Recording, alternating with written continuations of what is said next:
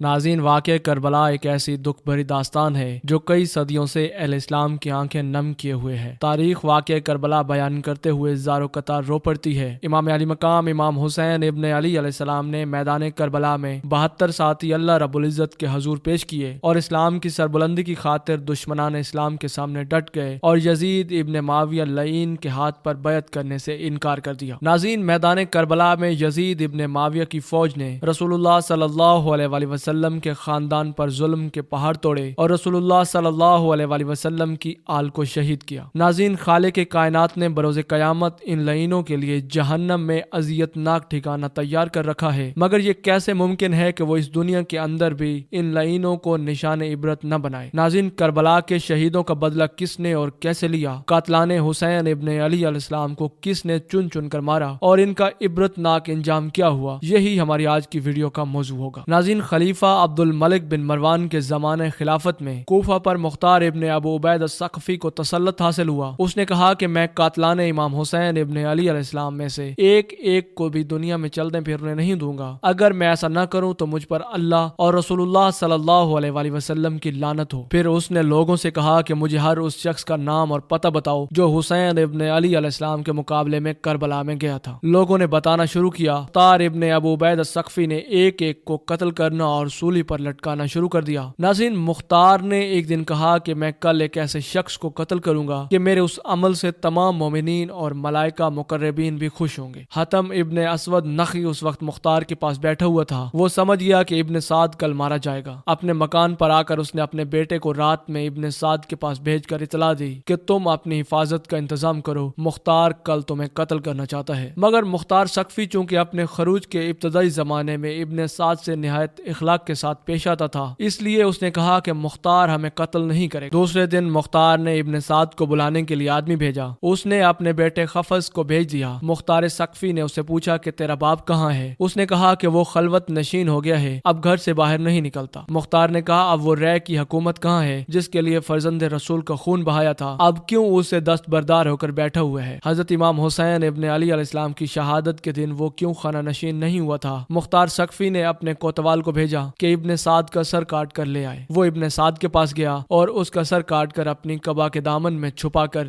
مختار ثقفی کے پاس لایا اور اس کے سامنے رکھ دیا۔ مختار نے اس کے بیٹے سے پوچھا پہچانتے ہو یہ کس کا سر ہے؟ اس نے انا للہ و انا الیہ راجعون پڑھا، پھر کہا یہ میرے باپ کا سر ہے اور اب ان کے بعد زندگی میں کوئی مزہ نہیں۔ مختار نے کہا تم ٹھیک کہتے ہو اور تم زندہ بھی نہیں رہو گے۔ پھر اسے بھی قتل کرا دیا اور کہا کہ باپ کا سر امام حسین ابن علی علیہ السلام کا بدلہ ہے اور بیٹے کا سر حضرت امام حسین ابن علی علیہ السلام کے فرزند حضرت علی اکبر علیہ السلام کا بدلہ ہے، اگرچہ وہ دونوں ان دونوں کے برابر نہیں ہو سکتے۔ خدا کی قسم، اگر میں قریش کے 3 دستے بھی قتل کر ڈالوں تب بھی وہ امام حسین ابن علی علیہ السلام کی انگلیوں کے برابر نہیں ہو سکتے۔ پھر مختار نے دونوں کے سر حضرت محمد بن حنفیہ کے پاس بھیج دیے۔ ناظرین، خولی بن یزید وہ بدبخت انسان تھا جس نے امام علی مقام امام حسین ابن علی علیہ السلام کے سر انور کو جسم اقدس سے جدا کیا تھا۔ مختار نے اپنے کوتوال ابو عمرہ کو چند سپاہیوں کے ساتھ اس کی گرفتاری کے لیے بھیجا۔ ان لوگوں نے آ کر خولی کے گھر کو گھیر لیا۔ جب اس بدبخت کو معلوم ہوا تو وہ ایک کوٹلی میں چھپ گیا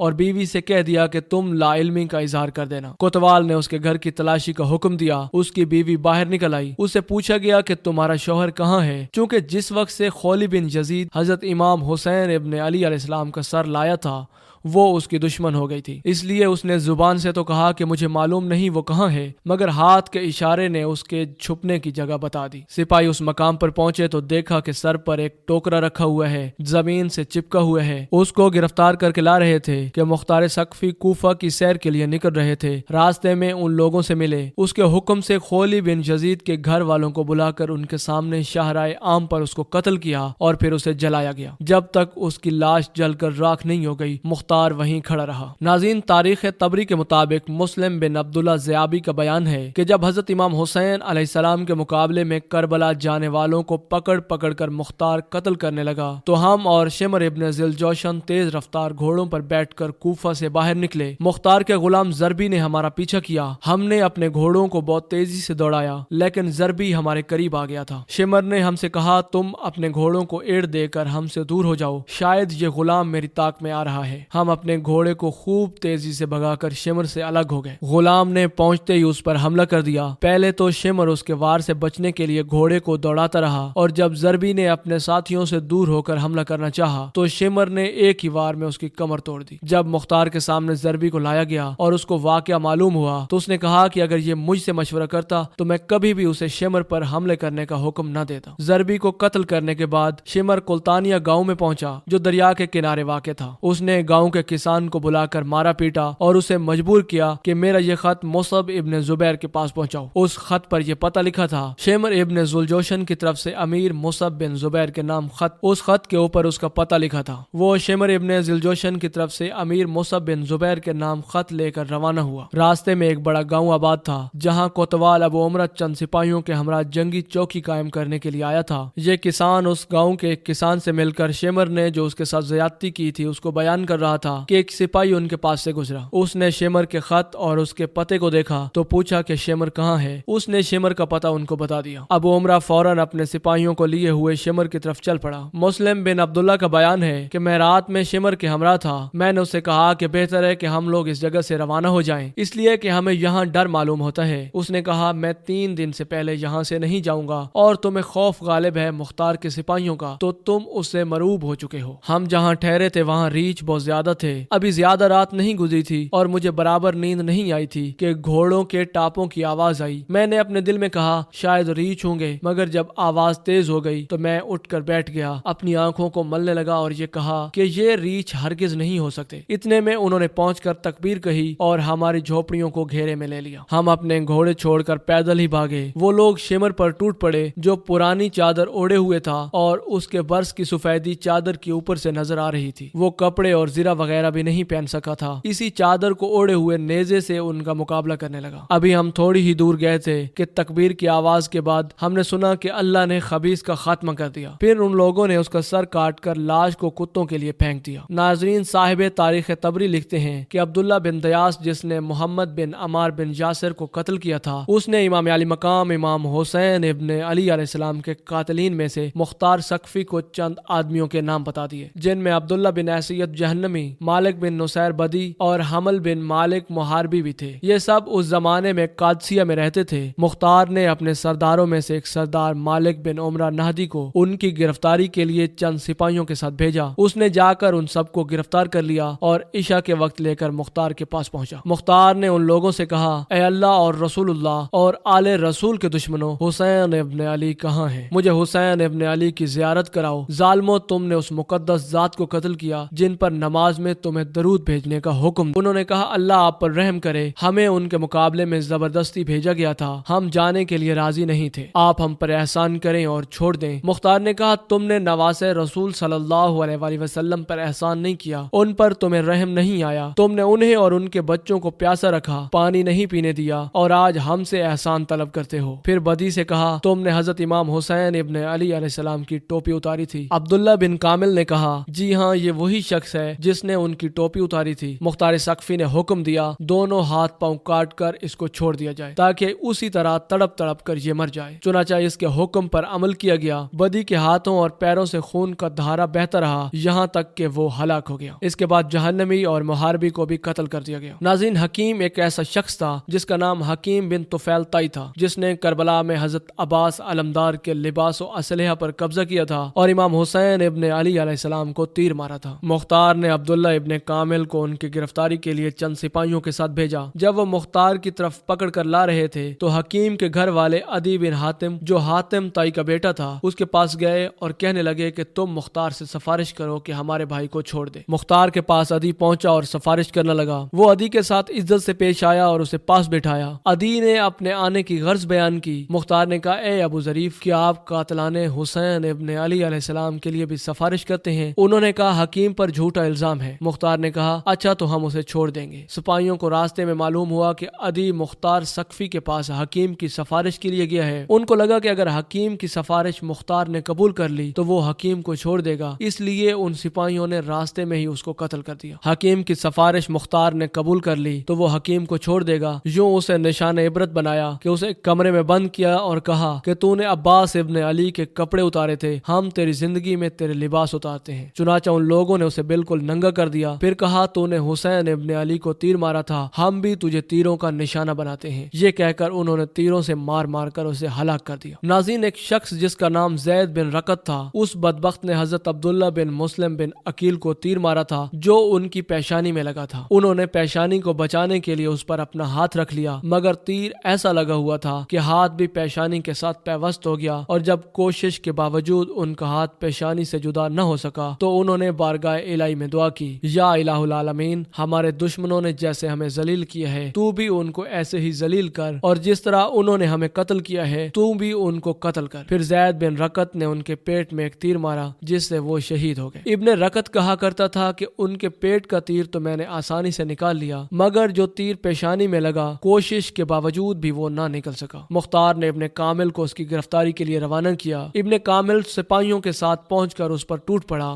وہ بھی بہادر آدمی تھا، تلوار لے کر اس کا مقابلہ کیا۔ ابن کامل نے اپنے سپاہیوں سے کہا، اسے نیزہ اور تلواروں سے ہلاک نہ کرو بلکہ تیر اور پتھروں سے مارو۔ سپاہیوں نے اس قدر تیر اور پتھر مارے کہ وہ گر گیا۔ ابن کامل نے کہا، دیکھو اگر جان باقی ہو تو اسے باہر لاؤ۔ چونکہ ابھی جان باقی تھی تو اسے باہر نکالا گیا۔ ابن کامل نے آگ منگوا کر اسے زندہ جلا دیا۔ ناظرین، عبید اللہ ابن زیاد وہ نام نہاد انسان تھا جو یزید کی طرف سے کوفہ کا گورنر مقرر کیا گیا تھا۔ اسی بدبخت کے حکم پر امام حسین ابن علی علیہ السلام اور آپ کے اہل بیت کو تمام تکلیفیں پہنچائی گئیں۔ یہی ابن زیاد مصر میں 30,000 فوج کے ساتھ اترا۔ مختار نے ابراہیم ابن مالک اشتر کو اس کے مقابلے کے لیے فوج دے کر بھیجا۔ موصل سے تقریباً 25 کلومیٹر کے فاصلے پر دریائے فرات کے کنارے دونوں لشکروں میں مقابلہ ہوا اور صبح سے شام تک خوفناک جنگ جاری رہی۔ جب دن ختم ہونے والا تھا اور آفتاب قریب غروب تھا، اس وقت ابراہیم کی فوج غالب آ گئی۔ ابن زیاد کو شکست ہوئی اور اس کے ہمراہی بھاگ گئے۔ ابراہیم نے حکم دیا کہ فوج مخالف میں جو ہاتھ آئے اس کو زندہ نہ چھوڑا جائے، چنانچہ بہت سے لوگ ہلاک کیے گئے۔ اسی ہنگامے میں ابن زیاد بھی فرات کے کنارے محرم کی 10ویں تاریخ سن 67 ہجری کو ہلاک کر دیا گیا۔ اس کا سر کاٹ کر ابراہیم کے پاس بھیجا گیا۔ ابراہیم نے مختار کے پاس کوفہ بھجوا دیا۔ مختار نے دارالامارت کوفہ کو آراستہ کیا اور اہل کوفہ کو جمع کر کے ابن زیاد کا سر ناپاک اسی جگہ رکھوایا جس جگہ اس مغرور حکومت اور مغرور شخص نے حضرت امام حسین ابن علی علیہ السلام کا سر انور رکھا تھا۔ مختار نے اہل کوفہ کو خطاب کر کے کہا، اے اہل کوفہ، دیکھ لو